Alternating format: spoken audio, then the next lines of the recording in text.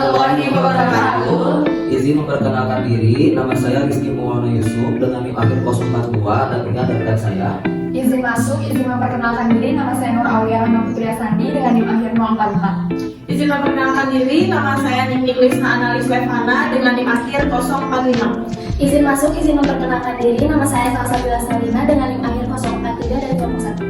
Izin masuk, nama saya Putri Alamullah dengan NIM akhir 041 dari kelompok 1. Di sini kami dari kelompok 1, kelas B, mata kuliah Praktikum Kimia Farmasi Dasar akan menjelaskan resum dari Praktikum 1, 2, dan 3, yang dimana Praktikum 1 dan 2 yaitu tentang good laboratory practice dan Praktikum 3 yaitu tentang zat dan reaksi kimia. Good Laboratory Practice atau GLP adalah pedoman yang digunakan untuk melakukan pekerjaan di laboratorium dengan baik sehingga keamanan, kenyamanan, dan ketelitian bekerja di laboratorium dapat tercapai. GLP harus diterapkan dalam semua kegiatan di laboratorium. Laboratorium adalah suatu bangunan berupa ruangan tertutup atau terbuka, bersifat permanen atau bergerak, dikelola secara sistematis yang di dalamnya dilengkapi dengan peralatan dan bahan-bahan sesuai dengan bidang keilmuan tertentu untuk melakukan percobaan ilmiah, penelitian, praktek pembelajaran, kegiatan pengujian, kalibrasi, dan atau produksi bahan tertentu. Sedang laboratorium kimia adalah suatu ruangan pengujian zat-zat kimia baik secara kuantitatif maupun kualitatif. Di sini saya akan menjelaskan dari hasil percobaan praktikum GLP 1. Nah, yaitu sebelum praktikum kami di sini semua harus mematuhi standar GLP, yaitu memakai jas lab, sarung tangan, dan alat pelindungan diri seperti penutup kepala dan yang lainnya. Lalu di sini ada pula hasil dari praktikum GLP 1. Kegiatan yang dilakukan di GLP 1 yaitu pengenalan alat dan bahan. Alat yang dibutuhkan yaitu ada beaker glass, ada Erlenmeyer, ada pipet volume, ada gelas ukur, labu ukur, corong pisah, lalu pipet tetes, lalu batang pengaduk, lalu cawan porselen atau cawan penguat, lalu tabung reaksi, pembakar spiritus, ditambah dengan kaki 3, kasa, lalu ada corong, kawat, bang pipet, botol semprot, spatel, penjepit kayu, kertas saring, dan kertas perkamen. Bahan yang kami praktikumkan yaitu yang pertama ada larutan 1 yang berwarna merah muda, lalu ada larutan 2 yang berwarna kuning, lalu ada larutan 3 yaitu zat KMNO4, lalu ada zat padatan yaitu ada serbuk asam salisilat dan serbuk asam borat. Hasil dari pengamatan praktikum yang sudah kami lakukan yaitu yang pertama, larutan 1 memiliki hasil yaitu warna pink kemerahan, lalu tidak berbau dan teksturnya cairan. Lalu pada larutan 2 yang berwarna kuning, tidak berbau, teksturnya pun juga cairan. Lalu pada larutan 3 yaitu KMNO4 yaitu yang berwarna ungu tua kehitaman, tidak berbau, teksturnya pun cairan. Ada pula pada zat padatan yaitu kita memakai 2 zat padatan yaitu serbuk asam salisilat dengan berwarna putih, tidak berbau, teksturnya serbuk hablur atau sukar larut dalam air. Lalu yang terakhir ada serbuk asam borat yaitu berwarna putih, tidak berbau, teksturnya seperti kristal. Untuk percobaannya yaitu good laboratory practice yang kedua, kegiatan yang dilakukan yaitu penimbangan, pengincaran, dan pelarutan. Alat yang dibutuhkan untuk modul kedua ini yaitu ada botol timbang, spatel, batang pengaduk, labu ukur, pipet volume, corong, label kecil, bola pipet, botol semprot, botol sampel, beker glass, dan pipet tetes. Untuk bahan-bahan yang dibutuhkan yaitu ada natrium klorida, ada NaOH, ada CuSO4, ada larutan KMNO. Untuk mendapatkan hasil kerja laboratorium yang baik, diperlukan program kerja yang terstruktur, pedoman kerja yang jelas, proses pencatatan data yang teliti, dan tahap evaluasi kerja yang baik. Standar GLP yang lain adalah standar pemipetan atau volume. Cara pipet, jumlah volume zat cair yang dipipet, dan pengeluaran zat cair dari pipet harus dilakukan dengan seksama sehingga memenuhi syarat GLP.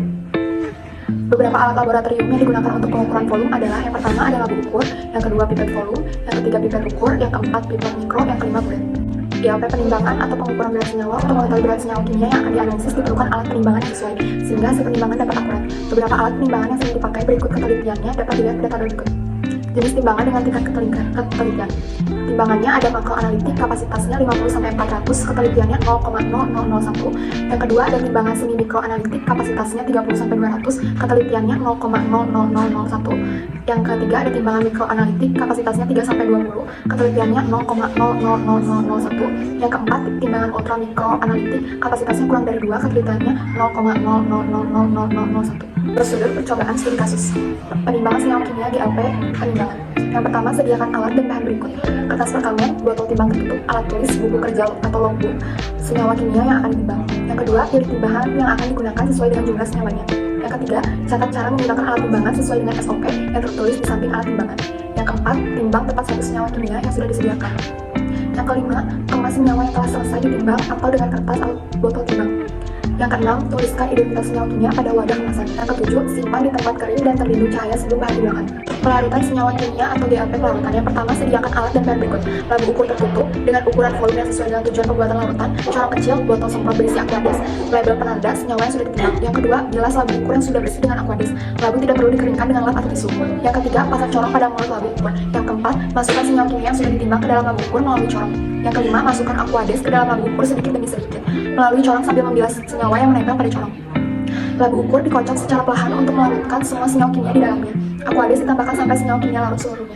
Yang keenam, tambahkan Aquades sedikit demi sedikit sampai tingginya hampir mencapai garis batas volume labu ukur yang tercatat pada leher labu. Kira-kira 3 mm jaraknya sebelum garis batas. Yang ketujuh, keringkan bagian dalam leher labu dengan tisu yang digulung. Yang kedelapan, tambahkan Aquades dengan bantuan pipet tetes sampai tinggi larutan tepat pada garis batas volume labu ukur. Cara membacanya, jika larutannya tidak berwarna atau jernih, pembacaan garis tepat pada cekung bawah permukaan cairan dalam labu. Jika larutan berwarna gelap atau pekat, maka pembacaan garis tepat pada permukaan datar cairan dalam labu. Yang kesembilan, tutup labu ukur, kemudian cairan di dalam labu dikocok dengan cara membalikkan labu ukur ke atas dan ke bawah, seperti membalikkan telapak tangan. Pengocokan dilakukan sebanyak 20-30 kali hitungan. Yang ke-10, berikan nama atau identitas larutan dalam labu ukur dengan bantuan label penanda. Pengenceran larutan atau GAP larutan. Yang pertama, bilas labu ukur yang sudah bersih dengan Aquades, lalu tidak perlu dikeringkan dengan lap atau tisu. Yang kedua, pipet larutan sesuai jumlah yang dimaksudkan dari larutan yang akan diencerkan. Yang ketiga, masukkan ke dalam labu ukur yang sudah dibilas. Yang keempat, pasang corong pada mulut labu ukur. Yang kelima, masukkan Aquades ke dalam labu ukur sedikit demi sedikit melalui corong. Yang keenam, tambahkan Aquades sedikit demi sedikit sampai tingginya hampir mencapai garis batas volume labu ukur yang tercetak pada leher labu. Kira-kira 1 cm jaraknya sebelum garis batas. Yang ketujuh, keringkan bagian dalam leher labu dengan tisu yang digulung. Yang kedelapan, tambahkan Aquades dengan bantuan pipet tetes sampai 3 larutan tepat pada garis batas volume labu ukur. Cara membacanya, jika larutannya tidak berwarna atau jernih, pembacaan garis tepat pada cekung bawah permukaan cairan dalam labu. Jika larutan berwarna gelap atau pekat, maka pembacaan garis tepat pada permukaan datar cairan dalam labu. Yang kesembilan, tutup labu ukur, kemudian cairan di dalam labu dikocok dengan cara membalikkan labu ukur ke atas dan ke bawah seperti menggunakan barbel. Pengocokan dilakukan sebanyak 20-30 kali hitungan.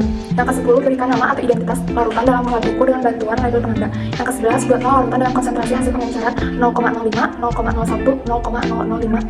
Untuk hasil pengamatan prosedur penimbangan, pelarutan, pengenceran didapatkan zat natrium hidroksida dengan massa atom yang aktif yaitu Na23O16H1 dengan massa molekul relatif yaitu 23 tambah 16 tambah 1 sama dengan 40. Ditanya massa dalam bentuk miligram, M sama dengan mgr per mr dikali 1000 per V.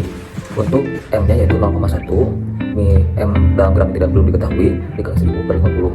Untuk M 0,1 dikali 40 dibagi 20 dengan hasil 200 mg. Untuk hasil pengenceran natrium klorida dengan konsentrasi 0,05 dihasilkan dengan menggunakan rumus P1 dikali M1 sama dengan 2 dikali M2 dengan hasil I1 10 dikali 0,05 dibagi 0,1 yang hasilnya 5 mili. Untuk konsentrasi 0,01 digunakan rumus yang sama yaitu P1 dikali M1 sama dengan P2 dikali M2 dengan hasil 10 dikali 0,01 sama dengan bagi 0,1 yang hasilnya 1 mili. Untuk pengenceran natrium klorida dengan konsentrat 0,005 dihasilkan 10 dikali 0,005 dibagi 0,05 dengan hasil 1 mili. Kedua yaitu tembaga sopat atau CuSO4. Diketahui massa atom yang aktif Cu63,5 S32 O 16 kali 4 sama dengan 64 dengan massa molekul relatif 129,5 dan diberikan menjadi 160. Untuk menghitung atau penimbangannya menggunakan rumus M sama dengan mgr per mr dikali 1000 per V. Untuk M sendiri 0,2, yang bilangnya belum diketahui dikali 1000 dibagi 50. Untuk hasilnya yaitu 8 dikali 0,1 dengan hasil 0,8 gram atau 800 mg. Untuk pengenceran tembaga sulfat dengan konsentrat 0,05, 0,01 dan 0,005 sama seperti larutan natrium klorida dengan menggunakan rumus V1 dikali M1 sama dengan V2 dikali M2. Dan yang ketiga yaitu natrium klorida diketahui massa atom yang aktif yaitu ada Na dengan 23, Cl 35,5 dengan massa molekul relatifnya yaitu 58,5. Untuk menghitungnya atau untuk menimbangnya dengan menggunakan rumus M per mgr dibagi mr dikali 1000 per volume dengan hasil 0,1 dikali 58,5 dibagi 20 yang hasilnya 292,5 mg. Untuk pengenceran natrium klorida sama dengan tembaga sulfat dengan menggunakan rumus V1 dikali M1 sama dengan V2 dikali M2. Yang keempat yaitu kalium permanganat atau KMnO4 dengan massa atom yang aktif yaitu K39 M2 55 O16 dikali 4 yang hasil massa molekul relatifnya yaitu 158. Untuk menjawab penimbangannya yaitu dengan menggunakan rumus M sama dengan mgr dibagi mr kali 1000 per V. dengan hasil 0,1 dikali 158 dibagi 20 yang hasilnya 790 mg. Untuk pengenceran kalium permanganat atau KMNO4 sama dengan zat yang lainnya menggunakan rumus V1 dikali M1 sama dengan V2 dikali Percobaan ketiga yaitu wujud zat dan reaksi kimia. Dalam percobaan ini, percobaan yang pertama kami lakukan yaitu pemeriksaan organoleptik senyawa kimia. Di sini kami memakai 10 jenis zat bahan kimia, yaitu yang pertama ada amonium klorida dengan rumus kimia NH4Cl. Wujud atau bentuknya berbentuk serbuk kristal berwarna putih tidak berbau. Lalu yang kedua ada ferriklorida dengan rumus kimia FeCl3 dengan wujud bentuknya serbuk kristal berwarna jingga dan beraroma khas. Lalu yang ketiga ada kalium permanganat yaitu KMNO4 dengan berbentuk serbuk kristal yang berwarna ungu kehitaman dan tidak berbau. Lalu yang keempat ada natrium klorida atau NaCl yaitu berbentuk serbuk kristal berwarna putih dan tidak berbau. Lalu yang kelima ada kalium hexacyanopherat yaitu K3FeCN6 dengan berbentuk serbuk kristal berwarna kuning tidak berbau. Lalu yang keenam ada gliserin yaitu C3H8O3 bentuknya seperti cairan, tidak berwarna dan tidak berbau. Yang ketujuh ada asam asetat yaitu CH3COOH yaitu berbentuk cairan, tidak berwarna dan tidak berbau. Lalu yang kedelapan ada amonium hidroksida yaitu NH4OH yang berbentuk cairan, tidak berwarna dan berbau khas. Lalu yang kesembilan ada natrium bikarbonat yaitu NaHCO3 dengan serbuk blur berwarna putih dan tidak berbau. Lalu yang ke-10 ada amonium thiocyanat yaitu NH4SCN berbentuk serbuk kristal berwarna putih dan tidak berbau. Senyawa kimia yang ditemukan di dunia memiliki wujud dan bentuk tertentu sehingga dapat dirasakan keberadaannya.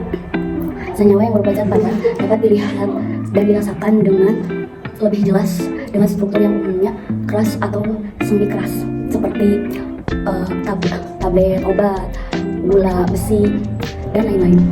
Zat cair memiliki struktur yang lebih kuat, yang lebih lunak, dengan bentuk yang bervariasi sesuai dengan wadah tempat zat cair berada. Misalnya sirup obat, air, minyak, dan lain-lain. Zat padat, zat yang tidak dapat dilihat dan dipegang. Gas hanya dapat dirasakan, terutama baunya. Misalnya gas amonia, gas hidrogen sulfida, dan lain-lain. Kegiatan yang kami lakukan di sini yang pertama ada pemeriksaan organoleptik, yang kedua ada kelarutan, yang ketiga ada reaksi kimia. Lalu alat-alat yang dibutuhkan itu ada tabung reaksi bertutup, rak tabung, plat tetes, pipet tetes, label kecil, botol semprot, kertas perkamen, botol timbang, batang pengadu, dan timbangan analiti. Lalu bahan-bahan yang dipraktikumkan yaitu ada 10 senyawa yaitu amonium klorida, ferriklorida, kalium permanganat, natrium klorida, kalium hexacyanopherat, gliserin, asam asetat, amonium hidroksida, natrium bikarbonat, dan amonium thiocyanat. Saya akan menjelaskan pemeriksaan kelarutan senyawa. Jika kita ingin mengetahui sifat kelarutan suatu zat, maka yang harus kita lakukan yaitu melarutkan suatu zat dengan pelarut. Karena pelarut yang kita gunakan yaitu aqueous, maka untuk ferriklorida dengan massa 100 mg dihasilkan 2 tetes air agar larut. Kalau kita gunakan ke akut per mili yaitu 0,1 mili, maka dapat dihasilkan jika kita mempunyai 1 gram ferriklorida, maka air yang harus diperlukan yaitu 1 mili. Dan jika 1 mili untuk ferriklorida yaitu termasuk sangat mudah larut. Zat yang kedua yaitu kalium permanganat. Jika kita ingin melarutkan kalium permanganat dibutuhkan sebanyak 10 tetes mili air, atau kalau kita gunakan ke dalam mili yaitu 0,5 mili. Dan jika kita mempunyai 1 gram kalium permanganat, maka air yang dibutuhkan yaitu 5 mili. Dan kalium permanganat termasuk ke dalam sifat kelarutan yaitu sangat mudah larut dalam air. Reaksi kimia beberapa senyawa. Senyawa yang dianalisisnya ada amonium hidroksida dengan reaksi kimia ferriklorida. Hasil pengamatannya menjadi berwarna kuning.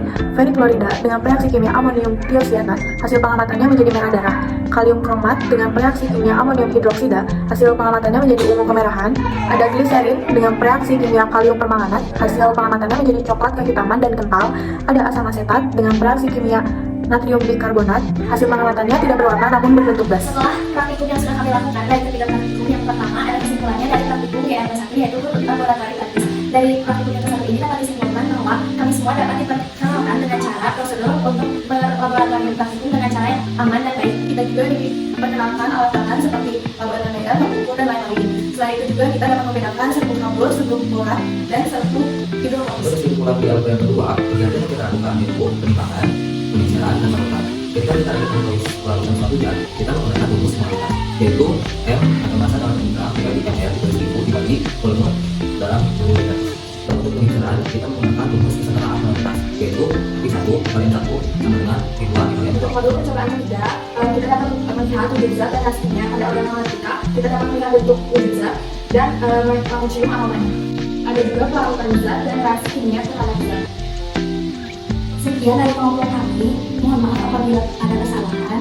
Wassalamualaikum Assalamualaikum warahmatullahi wabarakatuh.